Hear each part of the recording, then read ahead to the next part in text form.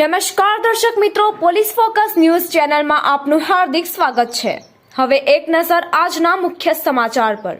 અમદાવાદમાં આરોગ્ય વિભાગના દ્વારા ખાદ્ય પદાર્થો સહિતના મુદ્દે 349 એકમને ફટકારાઈ નોટિસ।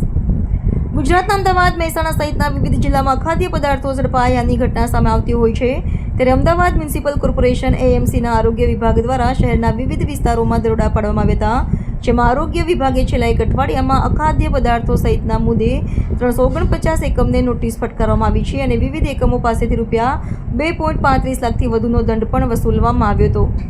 જ્યારે અમદાવાદ ક્રાઇમ બ્રાન્ચે શહેરના બાતમીના આધારે ખોખરા અને દાણી લીમડામાં તપાસ આદરી હતી, જેમાં ખોખરામાં કોઈનર સ્ટોરમાંથી 26 ડુપ્લિકેટ કપાસિયા તેલના ડબ્બા મળી આવ્યા હતા।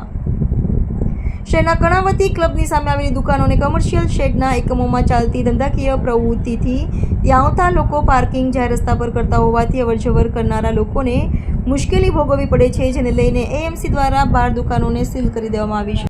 મિત્રો, આવા જ અવનવા સમાચાર જાણવા માટે અમારી ચેનલને લાઈક કરો, સબસ્ક્રાઇબ કરો અને બેલ આઇકોન પર પ્રેસ કરો, જેથી અમારી ન્યૂઝની બધી જ અપડેટ આપને મળતી રહે।